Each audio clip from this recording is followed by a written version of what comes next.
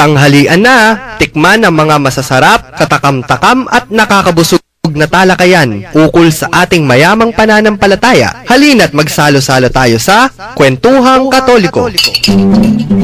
Magandang tanghali po sa ating mga ginigiliw na tagapakinig ngayong araw ng Martes.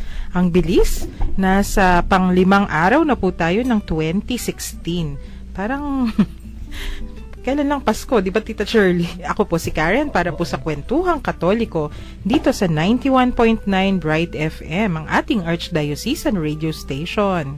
At ito naman po si Shirley, magandang tanghali po sa inyong lahat. At dahil ang ating regular na kakwentuhan dito ay nag-pilgrimage, parang wala pong tao sa katedral ngayon, no, Tita Shirley? Marami pa rin. Ay, hindi muna si Among Jean ang ating kakwentuhan ngayon. Iba muna. Pero yung kakwentuhan natin ngayon, nauna siya dito kaysa kay Among Jean. Horig, no? Opo. Ito po si Among Bong Feliciano na ang kabuti ng radio station dahil ako'y biglang lulitaw-lulubog. Kasi sabi lang ni Pope Francis last week, priests are not mushrooms. Bigla po lulitaw, biglang lulubog. Repal to. Repal to? Mas manyaman nyo ito. Yan na. Pag si Among Bong yung nandito yung mga halakhakan, wala ring tigil Among, kwento nyo muna, ano po yung nangyari sa inyong Pasko, sa inyong parokya? Okay po. Medyo maraming trabaho. Alam naman sa aming mga pare, kapag Christmas season, talagang medyo pagod. Kaya hanggang ngayon, medyo, ano pa yung boses, hindi pa normal. Para hubang laging may sipon na wala naman sipon. May nga ako kay friend Ray Sabi ko, may bilhin mo to para kay Among. Hindi ko alam kung binili. Mamaya. Ikaw na nagturo sa kanya sa luyang dilaw. I-mix mo ng luyang puti. Ayan. Ganun yan? Kasi mas mahirap inumin yung pure na luyang dilaw. At lagyan ng pandan para mas mabango. Ba't di mo kagad sinabi at tapos ng simbang gabi? Para sa ano? Ano ba yung susunod na? Hindi po, pero pinainom ako ng luyang dilaw. Friend Ray, tandaan mo yan.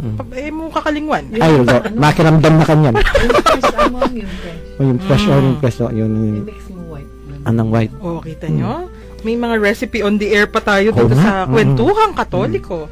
At Among, yung New Year, nagpaputok po ba kayo? Ay, hindi na. Bawal. Tsaka yung kasing aming area ng simbahan namin masyadong malapit sa daan. Kalsada. Wala kaming loan. Di kami nagpapaputok ngayon. Ngayon, ang ginagawa po namin, nag-iingay kami ng torotot. Okay na yun. Okay na yun, oo. Enjoy naman pag ganun. At kung hindi pa po kayo masyadong napapahinga, nako, paano na yan? Papagurin namin kayo hanggang Biyernes. Okay lang yun. At least do sa ano naman siya, lunch break. Diba? Di naman po masyadong kaya lang mamaya ti Shirley, dahil wala nga sila Father Eugene at saka si Joel. Ay, meron silang patay. Ay, umabot sa inyo. Oo. Pinamimisa yung kanilang patay. So magkikita po tayo mamaya yung patay. Tingnan nyo yan talaga. Yung anunsyo ni Among. Ngayon, Among, Christmas season pa po, di ba? Yeah po. Saan ba yung ating... Hanggang ano pa po tayo? Sunday? Lord's Baptism. The Lord's Baptism is the last day po ng ating Oo nga, Christmas season. Christmas season. Hindi pa tayo nawawala. Kaya pwede pa rin bumati ng Merry Christmas. Ay, naman. Pwede pa po yung mga Christmas songs. Naku po, huminto kayo dahil akala nyo September lang kasi magsisimula. Pagdating ng 25, tapos na. Dapat hanggang pong Sabado at Linggo. Dito, Among, nagpapatugtog pa naman tayo At ito po yung isang maganda nating kaugalian, di ba? Tayo, especially ngayong season pa ng Pasko, ang gandang isipin, ano nga ba yung pinagdiriwang natin? Ba't napakahaba? Ang sabi ni Among Jean, kaya yan may mga octave, may season, kasi gusto mong patingkarin. You want to highlight, you want to prolong the celebration. Totoo po yan. At ano nga ba yung pinagdiriwang natin, Among? Kasi di ba yung simbahan, tayo yung nagdiriwang. Ano nga ba ito? Yung sino ba ang ating pinagdiriwang? Para ho ba tayo yung nasa second phase na nung pagdiriwang natin? Kasi yung first phase parang the Advent Now it's the Christmas season. Mhm. Ito pa lang po talaga ang Christmas season. Itong Yes. octave ng Christmas na tawag natin. When we say po octave, yung mga sumusunod pang mga araw at linggo sa pagdiriwang ng Pasko. Alam po ninyo, napag-usapan at nakwento po nila Karen at nila Among Jean noon, yung Advent season, kung kayo po yung nakakapakinig, napag-usapan, we are preparing for the second coming. Mhm. At when Christmas comes, we are commemorating His birth. Yes. Yeah, we are celebrating Unang. His birth. Okay. So, ibig sabihin po, sino bang pinagdiriwang natin? Oo nga, Amo. Sino ho ba yung binibigyan natin ng halaga? Kung, alam nyo, ang gandang pinakikinggan ng message ni Apodong na naririnig ko every afternoon Yes. sa atin yung kanyang Several Christmas times po message. yan. Oo, yung sa in Kapampangan pa, Yes. reminding us that Christmas is not about the gift of the malls or the Yes. money in your pocket, sabi po niya, Right. but the birth of Jesus. Mhm. Yun ang sinasabi niya. Yun, Jesus. The birth So, of Jesus, sabi niya. si Kristo, si Jesus. Oo. Sino nga ba ang taong ito? Kasi Mm-mm. ang gandang balikan dahil ngayon 'di ba nasa season pa tayo. Tapos na yung medyo magulong period ng season. Yung sabi nga ninyo Among yung December 25 kasi pati yung mga pare medyo tapos na yung Mm-mm. yung ligalig. Mm-mm. Impagal. O, tapos pwede na tayo medyo mag-reflect ng konti. Yeah. At yung reflection na ito napapanahon din kasi by February iba na naman yung ating Okay po. i-commemorate. Mhm. Yung titingnan natin Among kasi 'di ba yung Katoliko tayo, 'di ba Tita Shirley nung una nung dinaanan natin yung pahapyaw na church history. Ang daming periods, ang daming parts ng kaguluhan pero nandito pa rin, buhay pa rin ang Opo. ating Santa Iglesia o yung simbahang Katoliko. At sabi nga ni San Pablo daw po ba yun, Among, the darker it is, the clearer the light. Yes, totoo yun. Ganun So, kung ganito, pinaniniwalaan nga naman natin, 'di ba, na si Hesus Kristo laging kasama natin. Mm. Pero sino nga ba yung Hesus Kristong ito? At sino nga ba si Jesus? Tatalakayin po natin 'yan maya-maya sa ating kwentuhan. Pero sa atin pong listeners, kung nais ninyong magkwento, sino nga ba si Jesus para sa inyo? Natapos na ang Pasko, naaalala pa ba ninyo kung sino yung inyong pinag-birthday? I-text lamang po sa ating numbers. Opo, sa Smart Subscribers, 0918-351-8282. Sa Globe Subscribers, 0917-363-3738. At Sun Subscribers, 0923-231-4124. Text po kayo, may nag-text na para sa Ang bilis! Sabi niya, Maya Paoras po, in Paris Prismic. Mhm. Taga San Sip-sip. Among, bawal yan, bawal. Ayan. Habang tayo po ay nagte-text, pakinggan muna natin ang isang napapanahong awit.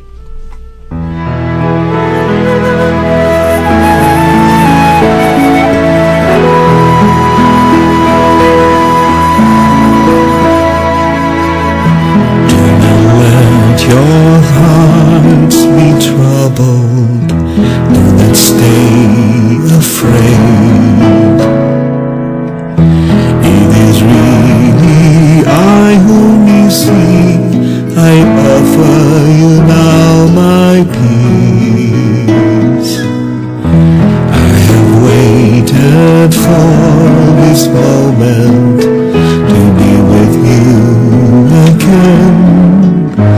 In my heart you'll remain. In your heart I'll stay. I am with you till the end of your days. I am in you. Have faith that I hold you even when you let go. And I love you, you must know.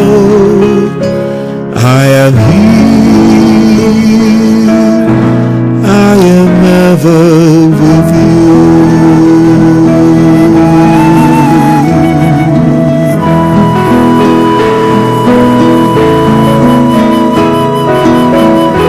Do not let your hearts be troubled.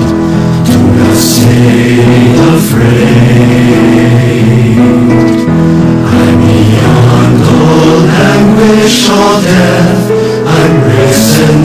life anew.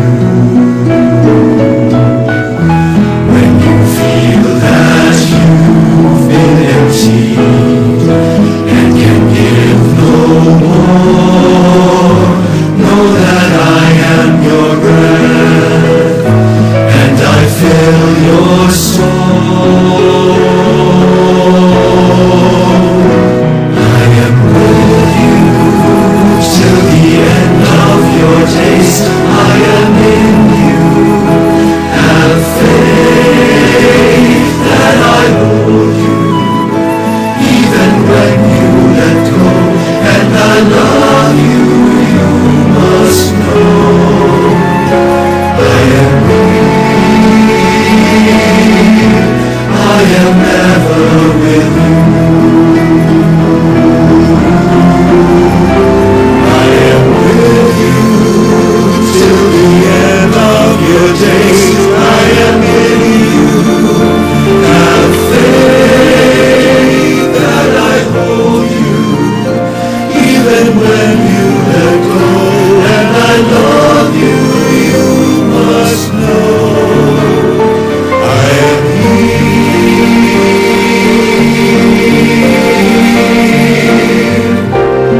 I am never with you.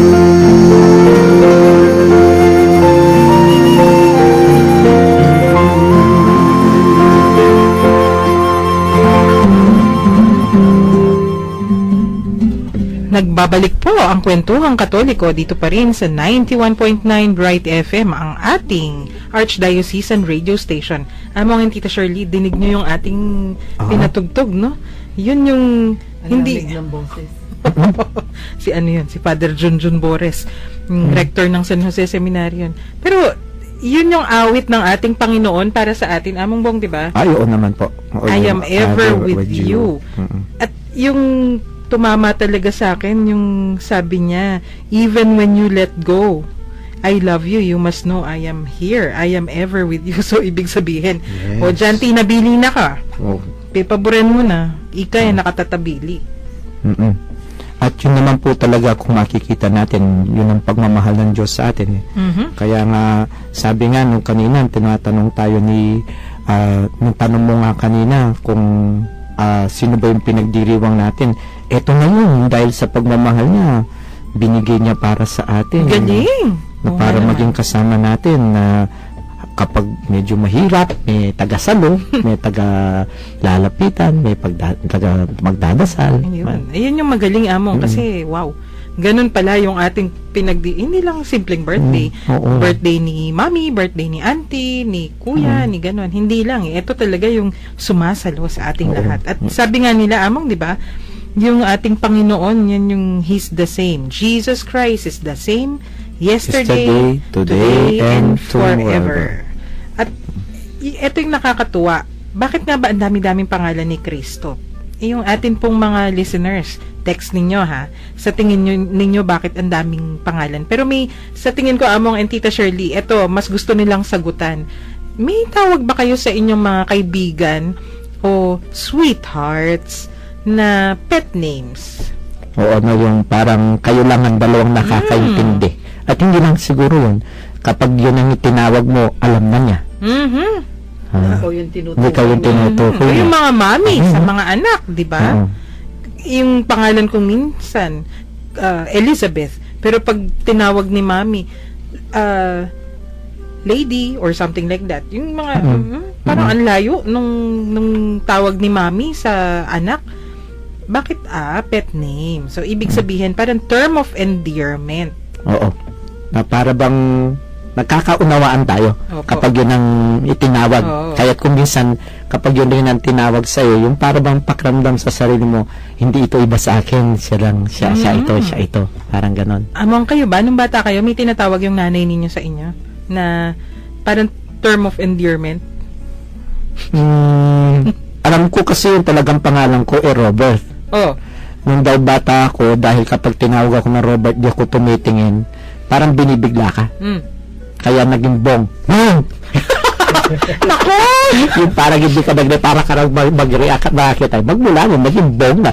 Kasi Maria. yung Robert, ang talagang pangalan niya, nickname niya is Bob, di ba? Bobet. Si Bishop Bobet. Oo. Pero, ang layo nga, sabi, from Robert to Bong, parang napakalayo. So, pero may sa akin, may kwento. Ayun. Hindi ba lahat naman ng mga pangalan na tawag sa atin may kwento? Bakit yung ang dalawang nagmamahalan tawag nila sa isa't isa, Tart? Tart? Yung kinakain? Hindi. Sweetheart. So, cut down ng sweetheart. O, tignan mo, malayo. Pero kapag sila nang nagtawagan ng kakaintindi, ako po yung nag-mass wedding, natatawa ko. Sa lahat ng mga kinasal ko, pag tinanong ko, anong tawag mo sa kanya? Be. Anong tawag mo sa kanya? Be. Natapos yung kasal, lahat nagtatawagan, Be. Be. Parang yung si Tita Shirley tsaka si Tito Nick may pet names ba kayo o terms of endearment? Ay, ako, ang tawag sa akin, B. Mhm. Kasi Chinese name ko, may B. Ah, Kaya okay. tawag sa akin ng mga, akala ng mga tao noon yun ang pangalan ko. Talaga. Abi. Kaya tawag sa akin, baby, di ba? Opo, po. Opo. Oo. Kaya baby, sabi nila. Kasi naririnig nila tawag sa akin, B. B. Ang parents ko. Dahil ang Chinese name, meron B. B, oo, meron siyang B. I see. Sa Ganda. Chinese name, Tita Shirley, ano yung Chinese name mo? Kian B. Kim B. So, yung shortcut ko, B. B. Ay, ano Sino na rin ba, no? yung term of endearment? Itong si Jesus. Ano kaya yung tawag ni Mama Mary sa kanya nung bata siya? Ano? Oo nga, no? Pag naglikot o pag natutuwa si Mama Mary sa kanya. Ano nga ba, no? Pero eto po, Among and Tita Shirley, kasi daw, ang dami-dami nating tinatawag kay Jesus, di ba? Yeah. Lord, Christ, Messiah, Son of God, etc., etc. Saan nga ba nanggaling tong mga to? Bakit ang dami-dami niyang mga titles? oo. Ano naman po tayo may mga biblical basis sila. Opo, Hindi lang po siya bunga ng tradisyon o nakaugalian na lang na parang dito na naririnig, nakikiuso, pero lahat po ng mga pangalan naman na naihalin tulad natin o associate natin kay Jesus, meron silang kahulugan, may pinanggalingan. Ito medyo joke. Ay, hindi po ako nahahawa kay Among Jean. Anong joke naman ito? Kaya daw, ang dami-dami niyang titles. Kasi nga naman, tinanong niya yung mga tao, who do you say that I am? Totoo naman yun. Siyempre, depende kung ano-ano yung sagot. Ano masagot? Oo. Kung tatanungin ka, kung ikaw yung nanay, sasagot mo, my son. Kung ikaw yung pamangkin, my uncle. O, di ba? Iba-iba. Kung yung tinanong niya, isang kulumpon ng tao, one crowd. O, di iba-iba talaga kung sino siya. At yung mga disipulo, tama pa, Among, kasi yung mga disipulo daw, kahit nung wala na si Kristo, mahal na mahal nila, di ba? Yeah. So, iniisip nila, mysterious kasi siya. Kahit nakasama nila, may mga kaibigan pong ganun, di ba? Kahit kasama mo na ng matagal, may certain misteryo pa rin eh.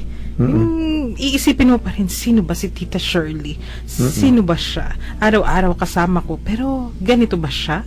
Tapos, kung minsan mariresearch, itatanong mo pa, Best, paano ba si Tita Shirley as a mommy? Diba? So, yung pagsusulat daw ng Gospels, partly, bunga nito. Yeah. Yan po ba yun, Amo? Alam naman po natin, it's being inspired by the Holy Spirit yung pagkakasulat niya. Kaya yung mga naglilitawan na pangalan ni Jesus, hindi naman niya basta-basta katang-isip kung ano-ano lang. Pero kung makikita natin, it is being born out of their experience of Jesus, a continuous experience of Jesus. Sabi nga po na yung mga pangalan niya is not instant, pero it's a continuous pagkilala sa Kanya. Pagkilala natin sa Kanya. Kaya ganun tayo nagkakaroon ng mga napakaraming pangalan para sa Kanya. Experience mo sa isang tao, di ba? Kaya tayo dito sa Pilipinas, lalo kaya may mga apelidong tabak. Jegong tabak. Oo nga, opo, no? Pero, alias.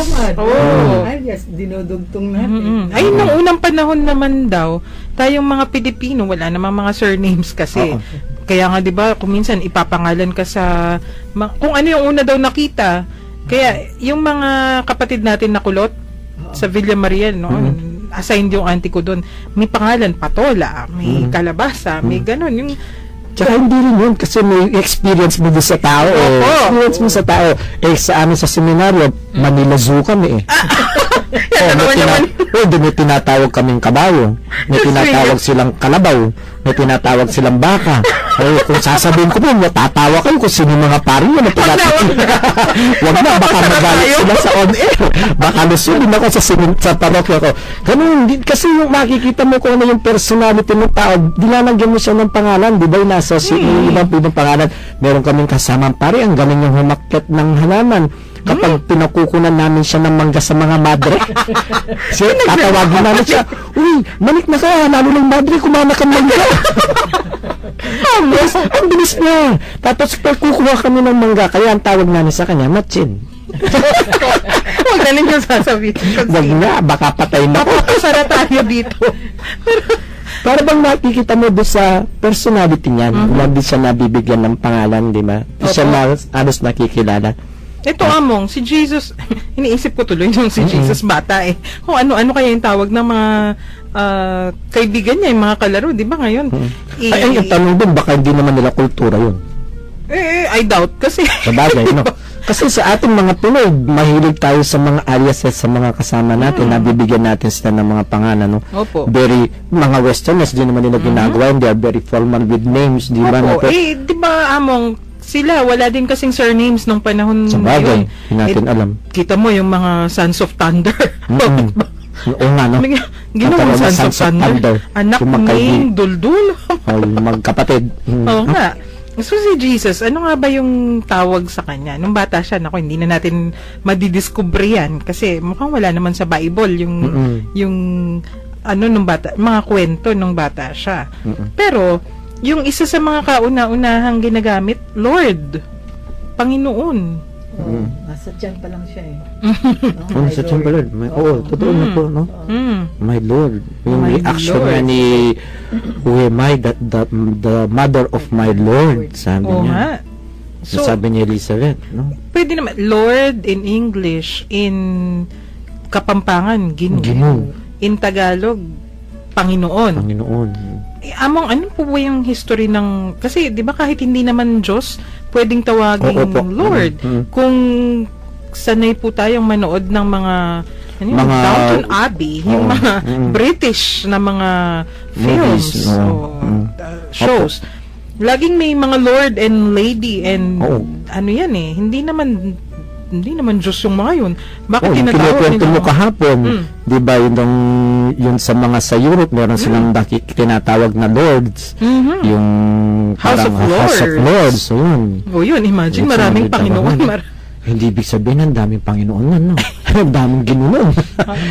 Sa kanila po, when we say the word Lord, and siguro po kung halin tulad natin sa religious tsaka sa secular word, ang Lord po parang the master. The master yung dating. Para kinbagi, king Kapampangan mo naman is to sinabi mong Ginoo, naman Diyos mo eh. Wari, ating kamon tutukyan. Bado may nung ninong Panginoon mo. Iwa po. Panginoon, buri na sabihan. Nung ninita Pakintuan. It doesn't mean Yung agad. panaligan, mga kanyan. Yan. So, among, paano naging applicable kay Jesus itong Lord? Nung pong i-translate yung ating Bible, yung Bible kasi natin na ginagamit ngayon, historically, galing siya sa yung Old Testament na Hebrew, dahil alam natin Hebrew sila, at yung sa Old Testament, ay New Testament na hango sa Greek. Greek. Opo. Ay, wait. So, yung Bible na original po, Hebrew. Hebrew o sa OT. Tapos, kumbaga, kung tayo ngayon sa Pilipinas, Tagalog. Kasi Tagalog. Kung si Kristo ay taga dito, Taga no? dito, Tagalog. Tapos Yung siguro, Old Testament niya, Tagalog. Siguro, pwede din, Tagalog, oo. Siguro may parts pa dyan na kung Kapampangan siya, may konting Kapampangan pa na words. Tapos, paano po naging Greek? So, Hebrew, naging, kung tayo ngayon, naging English. Oo. Paano naging Greek? Yung translation po na ginamit nila, alam naman natin yung pagkakasulat ng Bible, yung Torah is originally in Hebrew talaga siya. Hindi yun po ni talagang all our translations of the Old Testament po galing sa Hebrew translation. Yes. Kasi that is the oldest text. And nung pong At kung nung naging Greek siya, yung mga, alam natin yung mga Hebrews, ay yung mga Jews na kakahiwa-hiwalay na sila. Opo, The yung diaspora. Yun, na. Shirley, tama yun, naging diaspora na siya. They are already Jews speaking Greeks. Oo nga naman. Kaya yung mga Jews speaking Greeks, hindi na nila masyadong makuha yung Hebrew text. They translated into Greek. So, Parang yung mga, may mga pinsan tayo o pamangkin na para paintindi mo sa kanila yung konsepto sa Kapampangan, kailangan Englishin mo. Englishin mo, yun nga, Matagal na oo. silang nasa UK, UK, o sa okay, US oo. or wherever. hindi lang ngayon, kahit pati na ngayon sa ating Kapampangan, di ba yun yung nagiging problema sa ating Kapampangan ngayon. Mas marami sa mga bata ngayon, Tagalog na kung magsalita. Kapag nagsalita ka ng Kapampangan, alam mo yung tinatranslate namin yung ating bagong misal na Kapampangan. Opo. Meron isang text doon na pinag-uusapan namin na hindi na naalam ng mga bata. Ang translation na ginagalang namin is takwil. Sakwil yung Hindi nila alam yung other translation, yun na hindi din doon sa nyo in cordero ng Diyos, nyo, what is nyo? Hindi na nila makuha. Hindi nila makuha yun. What is nyo? Yun ang tanong-tangat sa, pero sa atin as matandang Kapampangan po, nyo is means eto. Yes. Eto nyo. Eto siya, parang ganun. Kaya para din sa atin siguro sa Kapampangan, ganun din. Meron mga terms tayo na kailangan natin sabihin sa Tagalog dahil karamihan sa mga kabataan ngayon nagtatagalog na. Kaya nga sabi mo nga, dapat yung radio station tamo, magkapampangan, tamo bang kanito yung makakalingwan ng Kapampangan. Kasi sa tingin ko, yung Tagalog, yung dito sa sentro yan eh. Pero punta ka ng baryo. Opo. Kapampangan. Lalo na yung mga matatanda, Yes. they are not used to Kapampangan natin, Shirley. Kung ikata naman muntak yung baryo, ikata naman tayo din. Correct. Lang ka-op. Halimbawa, nagbigay po ako ng example sa misa ko. Kaya katamo pong Kapampangan kareng syudad, ingawas tamo kayong takap naming soft drinks, Tansan. tansan. Nung kayo po bandang masantol, awas da, patulapit. Oh! Nagpalitan niya tamo balo ne. Kaya naman Kaya lang kasi, batsa. yun, batsa. Unin mo pa kaming batsa. Manit, anting pipipyan ng batsa. Anting batsa. Kasi, kasi, sa atin yung Batsa, tansan is, colloquial, ay English term po yun, ay Tagalog term yun, ng takip ng soft drinks. Yes. Kaya ayun, nasa Lord tayo, umabot tayo sa tansan at batsa. Pero ganun ka-interesting kung paano umabot sa sandamukal na Pangalan ng Lord. Opo. Ano po kasi siya, nung na-translate na siya ng Greek, at tayo naman itin-translate siya, by tradition daw po yun, no? Na na-translate na sa atin from Greek sa Septuagint. Ayan mo. So yun yan. Teka, Dan tayo magkakamatayan. Ano yung Septuagint muna? Ito po ano siya, kung titignan natin, septa is 7.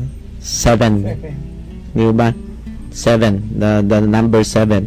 At yung they believe by tradition, the 70 who were assigned, na inutusan ni Jesus para mag-mission, diba? They were also asked to translate the Into how many languages? Into how many languages? Yun, naging Greek siya. Kaya Septuagint yung gamit natin, it's basic on the inspired, nag-translate sa Greek. Eh sa Greek po, ang tawag nila sa Lord is Kairos. Yun ang tawag nila sa Greek. Doon galing among pag tayo, di ba, yung kaisa-isang Greek daw na natitira sa misa natin, yung Kyrie. Oo, opo. Hindi na pag-aawit. Pero Kyrie eleison. Kakaintindihan ko. Don't worry. Hindi, pero Si Satch dito. kumakanta ka nung kanya ni Sash. Opo, syempre. Sa second verse ko, Kaya ko naman. ang gandang pakinggan. Hindi ako kantora, pero hindi naman ako sintonado.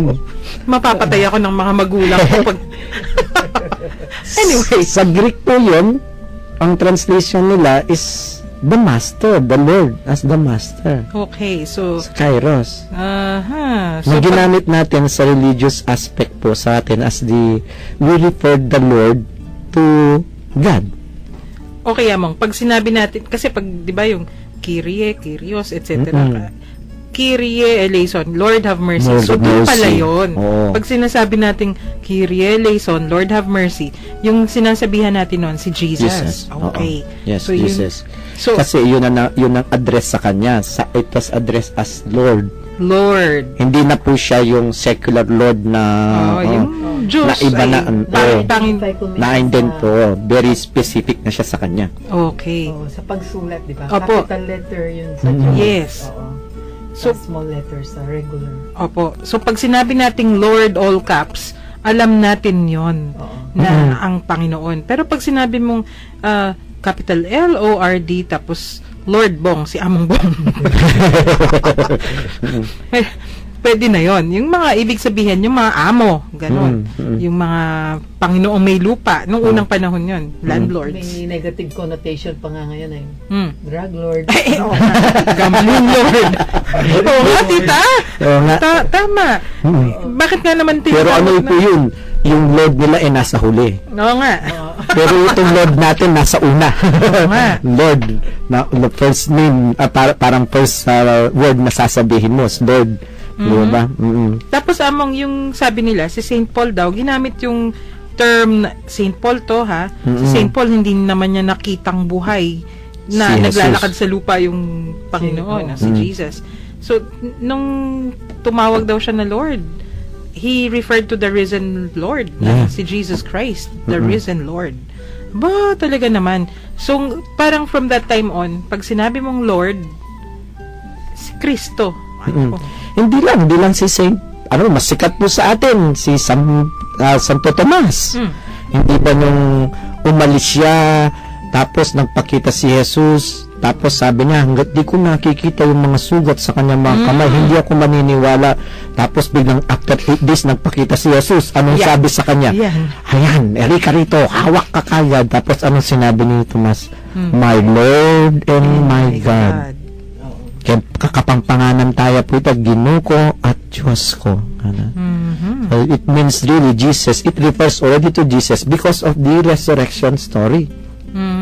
Si St. Thomas, pinakita yun po, nung makita yun, and that is the word, sabi po sa Biblia, it was mentioned 700 times. 700. Ibig sabihin, with emphasis talaga. Oo. Tita Shirley, hindi lang ito octave, hindi lang ito Oo. season. Talagang 700 times. Yun yung forever yata. May forever.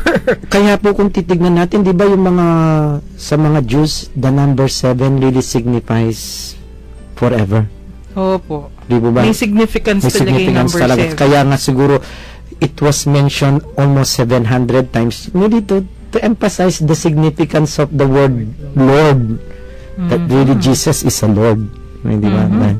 Not the colloquial word na Ayun. Lord, pero May talagang 7. Lord. Among, sa St. Luke daw, 7 times niyang binanggit yung Master o yung Lord. Lord. Aba, talaga naman. At si San Pablo daw, yung Lord, talagang yun yung gamit niya, imbes na Jesus. Yeah. Yung, kasi, di ba kung minsan, if something is very sacred, hindi mo ginagamit yung pangalan Yung first niya. name. Kahit po sa atin, napapansin nyo, when we call our mothers, hindi naman natin sasabihin, Shirley! Hindi po, Mama, Ma. Ina, hindi. Not with the first name because Ay, it is parang time. ano, may pagkabastos. no respect. No respect. Huwag mo sabihin feeling close ka sa dahil Hindi, nanay mo. hindi. Hindi O po. kaya, yung mga Kultura po natin to, no? Kultura natin mga boss Pilipino. natin, Mm-mm. nung nagtatrabaho ko, gusto ng boss ko, tawagin siya by her name. Baby din yung nickname niya. Hindi ko matawag. Kasi bata pa ako noon, 21. That was my first job. Siya ano na, in her 40s. Hindi ko kayang tawagan ng, sabi niya, hindi, baby lang tawag mo. Sus, Mariosep talaga. Kahit na minsan tawagad mo siyang baby, may kadugtong pa rin. Ma'am, Ma'am, baby. ayun, Di ba? tawag Ma'am, baby. baby. The respect is still Opo. there. Parang hubang siguro ganito yung pinopoint sa atin ng salitang Lord is our respect to the risen Lord. Jesus na parang when we call Him Lord, ang ganda ng binigay na article mo sa akin, Sister Karen, yung translation yan doon sa word Lord, buong tiwala. Buong tiwala. Buong tiwala. Full Parang, confidence. parang binibigay mo yung buong tiwala mo sa Panginoon when you call Him Lord. At yun po naman talaga yung nakita natin, di ba sa buhay ni San Pablo, from Saul to Paul, yung kanyang conversion, talagang he gave the word Lord a very deep meaning.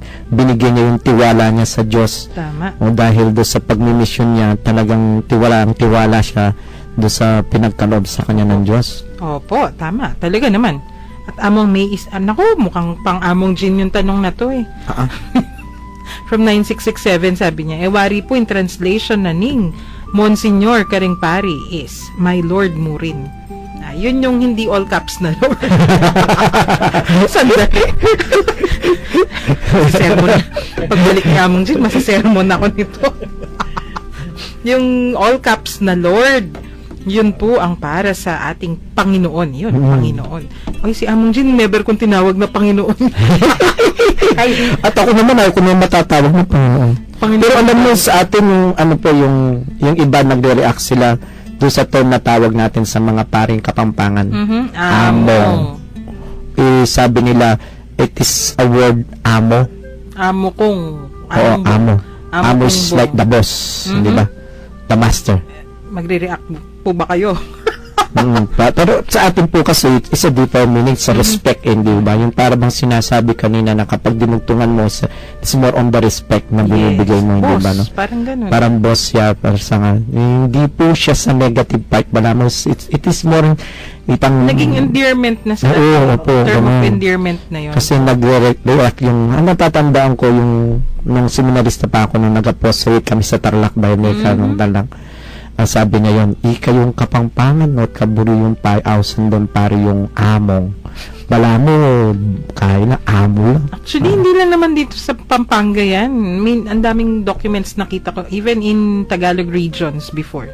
They used to call their priests among. Kaya ngayon, pag ginamit mo yung among sa ibang lugar, alam nila, sa pari yun. Kaya lang, sa atin lumaganap. Oo, sa atin kasi talagang, very obvious at siya pa sa pagkakagamit. Ano lang naman siya, parang magkaibigan nagtatawagan ng bro. Opo. Parang ganun. Bruha yun kausap. Feel na feel ko yan, tita, no? Si Maria Teresa tawag sa akin yan. Pinapaganda lang niya ng konti, pero Brooks din. Pero yun na yun eh. Habang pong tayo eto may mga texters tayo, pero habang tayo nagbe-break, makinig po muna tayo ng isang magandang tugtugin.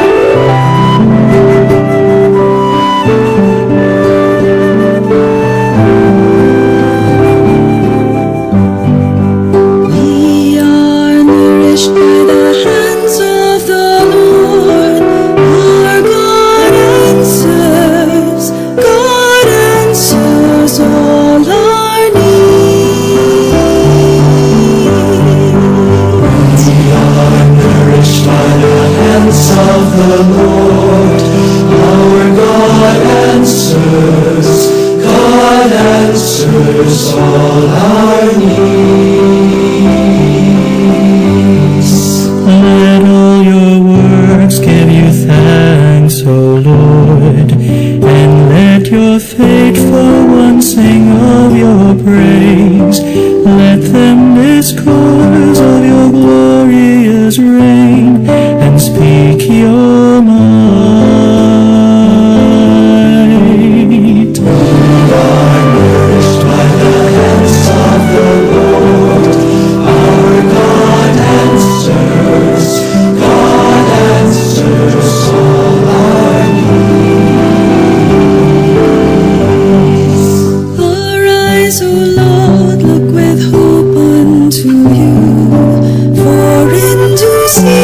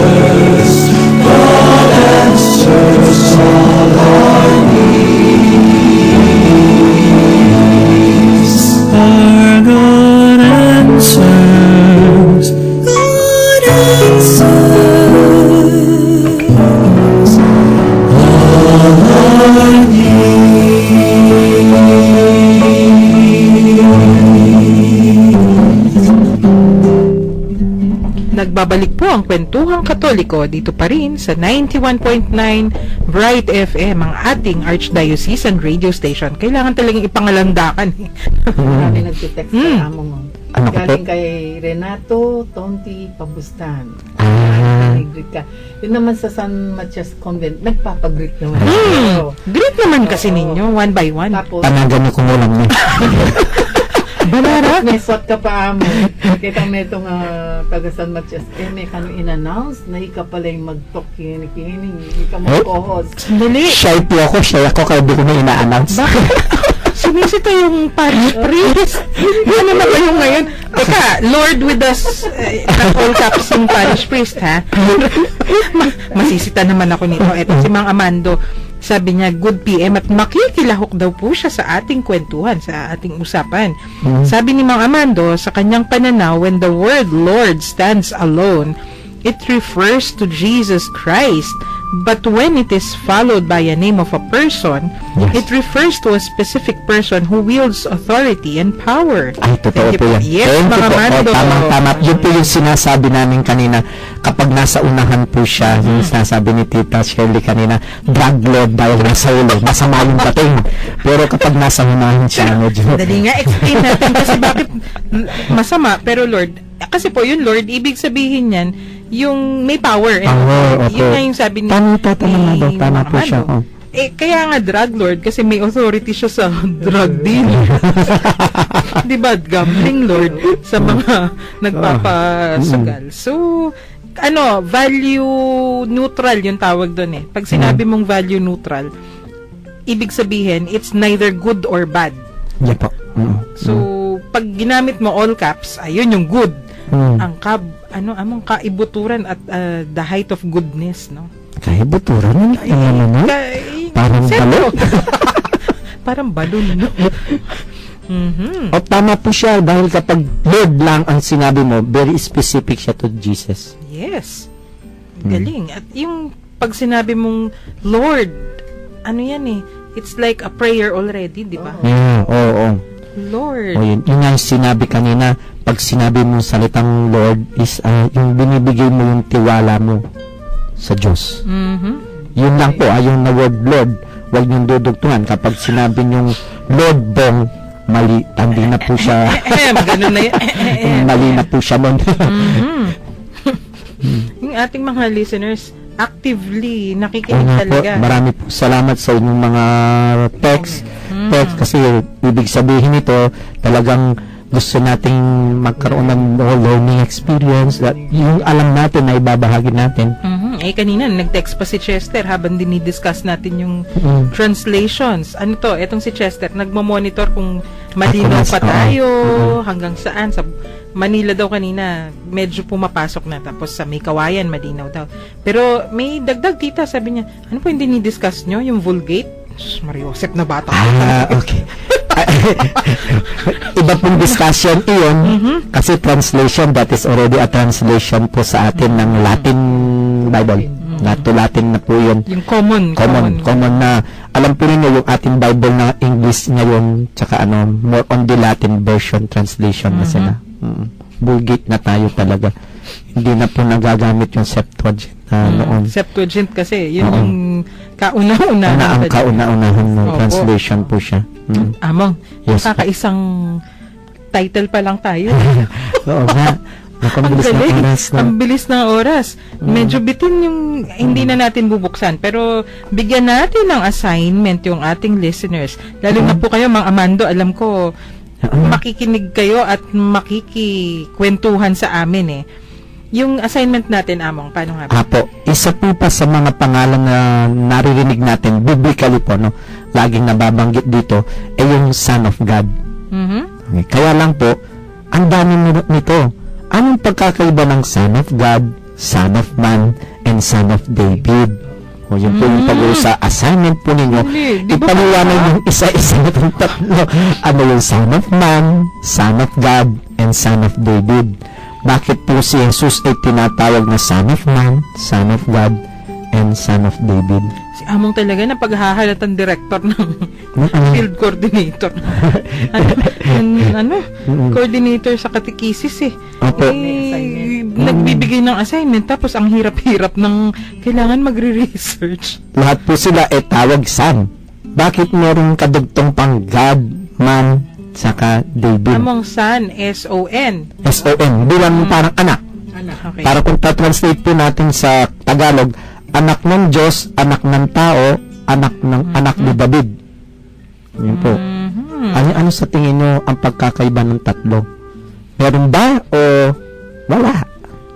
Hindi ba? Baka ba, para po nang sa ganang buka. Opo, buka. Oo. Hindi lang po kayo umaasa sa aming dalawang napakahusay na nagsasalita. Para nang sa ganun po, parang may interaction tayo. Oo. Ay, akala nyo, Oo. Among, hindi makikinig o hindi susunod yung listeners natin. Bukas feeling ko babahain tayo ng text niyan. Apo, una po ninyong gawin, tignan nyo muna, ano bang ibig sabihin ng Son of God? Anak ng Diyos. Yung anak ng Diyos. Okay. Itong inaus din anak ng O, Diyos. ano po ang relation niya sa anak ng David, ang pong anak ng tao? Mhm. Atin niya po o ala? Among, ginagamit din sa panahon ngayon yan eh. Di ba, pag Oo may po. batang napakagaling, sabi, ay, anak na yun yung Diyos. Mm-mm. O kaya, pag pinagpala ka, marami kang grasyang natanggap. Oo. Sabihin mong, Ka ng anak ng Diyos. ganun ba yun? Bukas. Opo. Tingnan na. Ano yun? Tulad po ng sinabi ni Karen, ano po yung pag ginamit mo yung term na gano'n, anak, ika ng anak ni Diyos, ano yung ibig mong sabihin doon? Ganito yan. Lagi ko yung naririnig. Nung nagtatrabaho ko sa government, kasi kung minsan, different departments, iba-iba yung pagbibigay ng bonus eh. Di ba tita yung... yeah. Di ba, Among, oy, dumating na ba yung bonus ninyo? Oo, kanina. Kami, wala pa. Kayo na lang yung anak ng Diyos. Kayo na ang anak ng Diyos. Yeah. Ayun po kayong mga nakikinig, anong ibig sabihin nun? Anong pagkakaiba nun kapag tinawag mo si Jesus na anak ng Diyos at kapag tinawag kang ika ng anak ng Diyos? Diba na po? Para nasa ganun medyo nakakapag-isip-isip din tayo. Hindi lang itong dalawa kami lang tatlong nag-iisip na sumasakit ang ulong nag-aaral. Ano yung a-announce? Nagre-research. Research po tayong lahat na sa ganun. Babasahin po namin para sa inyo itong mga assignment ninyo. Ayan. May test po kayo. Kapag hindi kayo nag-text, babagsak kayong lahat. Ito, si Chester sumagot. Nagda-drive po kasi yan eh. Nagmo-monitor. Sabi niya, saktuing tracking harap ko at inyang karatula. Lord, patawad. Iba. Kanta po yun. Lord, patawad. Ayan tuloy, bagay na bagay sa ating discussion. Pero gayon pa man, umabot na tayo sa oras ng pamamaalam at mag-alay po muna tayo ng isang panalangin sa ating Lord. Magdasal po tayo sa ngalan ng Ama at ng Anak at ng Espiritu Santo. Amen. Panginoon namin, dumating na naman po ang oras ng aming pamamaalam sa isa't isa. Gayunpaman, kami po ay nagagalak dahil sa pinagkaloob mong pagkakataong magtalakayan, pagkwentuhan, at matuto sa isa't isa hinggil sa aming pananampalatayang Katoliko. Basbasan mo po kaming lahat, lalong-lalo na ang aming mga naging kakwentuhan na nasa kanilang mga tahanan, pinagtatrabahuhan o kung saan man sila ngayon naroroon. Maging masaya po sana silang lagi dahil na rin sa iyong pananatili sa kanilang mga puso. Gawaran mo po sila ng kalusugan ng pangangatawan at kaluluwa at ilayo mo po sila sa lahat ng kapahamakan. Kung sila man po ay may karamdaman ngayon o may dinaraanan silang paghihirap o suliranin, pagaanan mo po ang kanilang mga damdamin at ipadama ninyo sa kanila ang iyong pagmamahal at awa. Iniluluhog po namin ito sa ngalan ng aming Panginoon Jesucristo, naghahari kasama mo at ng banal na Espiritu, ngayon at magpasawalang hanggan. Amen. Virgen de los Remedios, Ipanalangin mo kami. Santo Cristo del Perdón, Ipangawaan mo kami.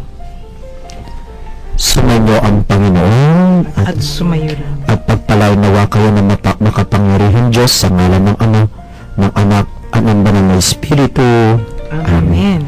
Maraming salamat po sa pagkakas. Ito po si Shirley. God bless you and keep you. Muli po bukas, ito po si Father Bong, ang inyong kabuti. Nakita-kita. Nakikinig po tayo rito. Ayan, in-announce na po, wag na kayong magtatampo. Alam na ninyo, nandito pa rin si Amang Bong bukas. Sa ngalan po ng Commission on Catechesis ng Archdiocese of San Fernando, ito po ang Kwentuhang Katoliko sa 91.9 Bright FM. Ako po si Karen, nagpapasalamat at nagpapaalam sa araw na ito. Langit at lupa